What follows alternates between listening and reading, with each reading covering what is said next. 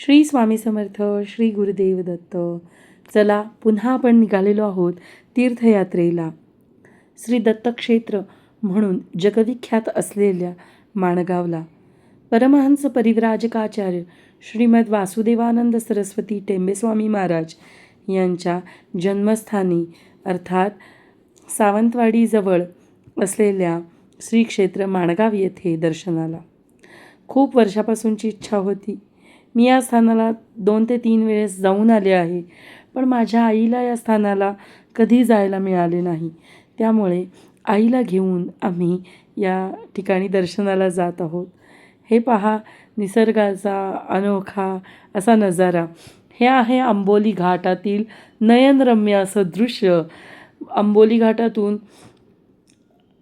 घाटाचं सौंदर्य बघत आम्ही कसे पोचलो आम्हाला कळलंच नाही. आईला वाटत होतं तिला थोडा त्रास होईल प्रवासात, पण काहीही झाला नाही. सगळी सद्गुरूंची कृपा. नयनरम्य असं दृश्य बघत बघत आम्ही आता कोकणाचा आस्वाद घेत होतो.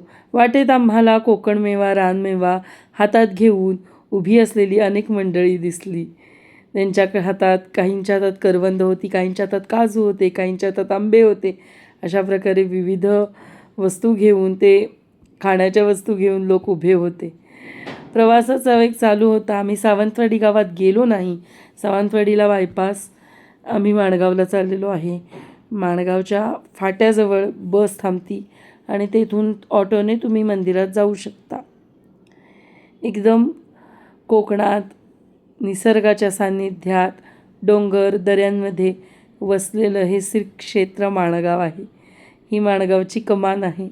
येथून आत गेल्यानंतर वासुदेवानंद सरस्वती टेंबेस्वामी महाराज यांनी स्वतः स्थापन केलेलं दत्त मंदिर आहे. महाराज येथे 22 वर्ष राहिले होते. वयाच्या 12व्या वर्षी महाराजांनी दशग्रंथी ब्राह्मण ही पदवी प्राप्त केली. जन्मतःच टेंबेस्वामी महाराज अतिशय हुशार होते, एकपाटी होते. त्यांनी आधी अनेक पदं, स्तोत्र रचली. त्यांनी गुरुचरित्र कथासार लिहिलं. त्याच्यानंतर गुरुचरित्र द्विसहस्त्रीसुद्धा येथील असलेल्या याक्षिणी देवीच्या मंदिरात त्यांनी लिहिलं. अनेक पदं तसेच वाडीतील संपूर्ण दिनचर्या या टेंबेस्वामी महाराजांनी सांगितल्याप्रमाणे आहे. येथे एक खांब आहे. त्या खांबाला मिठी मारली असता, आलिंगन दिले असता तुमच्यातील पीडासुद्धा दूर होतात. अशा प्रकारे हा मंदिराचा मोठा परिसर आहे. अन्नछत्र आहे. कोकणी पद्धतीचा महाप्रसाद इथं मिळतो. मनाला एकदम शांतता आणि प्रसन्नता इथं आल्यानंतर मिळाली. खूप छान वाटलं. काय सांगावं. एक आनंद होता की आईला इथं घेऊन आले. आईची तब्येत बरी नव्हती. ती प्रवासाला नाही म्हणत होती, पण आम्ही म्हटलं चल, दर्शन घेतल्यावर तुला बरं वाटेल. त्याप्रमाणे आई इथं आली आणि आईने इथे थोडं वाचन केलं. वाचन केल्यानंतर तिला बरं वाटलं. आम्हाला आरती मिळाली. आम्ही इथं बसलो आणि समाधान वेगळंच वाटलं. खरंच इथली ऊर्जा काही वेगळीच आहे. महाराजांनी किती चातुर्मास केले. जगभर दत्तभक्तीचा प्रसार केला. दत्ताचे प्रचारक म्हणून ते प्रसिद्ध पावले. अक्षरशः आजोबा आणि नातू असं दत्त महाराजांच्या सोबत त्यांचं नातं होतं. किती पदं, स्तोत्र, श्लोक, मंत्र सर्व काही या टेंबेस्वामी महाराजांनी रचलं.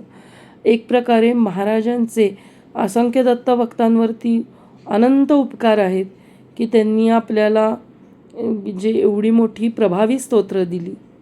आजही दिगंबरा दिगंबरा श्रीपाद वल्लभ दिगंबरा या नाममंत्राच्या घोषाने सुद्धा भक्तांचे इहपर कल्याण होते. हे पहा, आजही लोकांची गर्दी आणि त्यांचा ओघ या स्थानाला किती वाढलेला आहे बघा. लोक येतात, आपले नवस करतात आणि नवसाची पूर्ती झाल्यानंतर या टेंबेस्वामी महाराजांच्या कृपेचा आनंद सर्वांना सांगतात. हे याक्षिणी मंदिर आहे. इथेच टेंबेस्वामी महाराजांचं जन्मगृह आहे. हे पहा, आमच्या आईला घेऊन गेलो.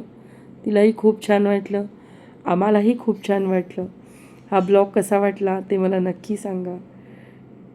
अवधूत चिंतन श्री गुरुदेव दत्त.